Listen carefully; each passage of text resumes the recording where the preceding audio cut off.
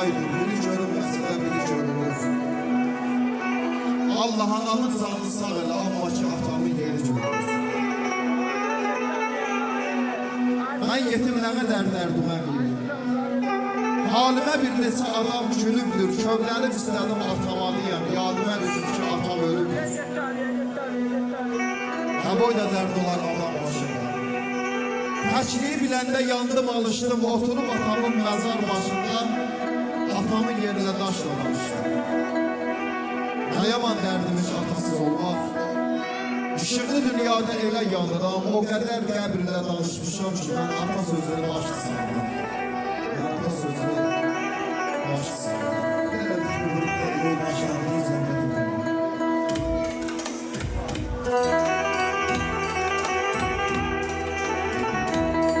Yoldaşın yoldaşa neçə üstü var, yoldaşlıq eylədin rəayət edir. Dağ kimin dayaq ol yamankirində, kasıb olsa vardan səxavət edir. Yediğin çörəyin saxla hürmətin, ucuz alıb baha satma qiymətin. Daldıya düşəndə etmə qiymətin, lərsən, lərdanə rifaqət edir. Dikmə gözlərimi dövlət varına, satma məhəbbətin dolu qarına. Xiyanət gözü ilə baxma yarına, saxla namus ari şərafət edir. Dost yolunda qar olmuş təkənimə, doğrasalar min yol əcər şirimə. Dostun əcər əyaq köklü ölümə, qayıtma dostundan rimayət edir. Dostun düşməni ilə dostluq eyləmə, ölsün də ağzından çörəyin yemə. Hər gəlib gedənə dostluq söyləmə, sadıq ol dostunla sədaqət edir. Aclıqda toxluqda bir yerdə olub, pahalı sıxıya salmayın deyir. Var dövlət şan şöhrət dalıyca gedib yoldaşı unutmaq kişilikdə. Uşaqlıq dostunu unutmaq olmaz. Bax belə dostlardan azalıbdır qalmayın. İndi tanıyıbdır tanıyan səni, səni yana tanıtdıran olmayın. Var dövlət dalıcan gedərkən dostum, həyatda ən böyük nüqsan edirsən.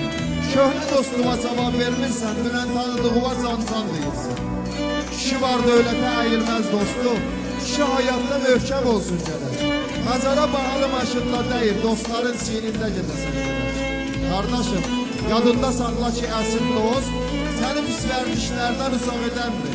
Dost desin ki gərək dostluq, qardaşım, deməsin ki şotumuza yeyilisəndir. Çalış ki dostuna hörmətlə yanar, elə et ki aradan pərdə itməsin. Bax dostlarınız var olsun, bizim Fərhad dostumuzu Allah qardaşlığına nəsib etməsin. Sağ olun.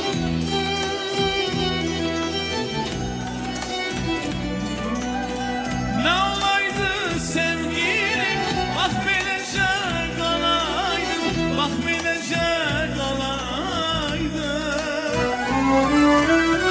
Üzülmeli tenha, teşte benim olaydım, teşte benim olaydım. Ne olaydı sevgilim, bak belece kalaydım, bak belece üzülmeli tenha, teşte benim olaydım, teşte benim olaydım, teşte benim, zira teşte bizim olaydım.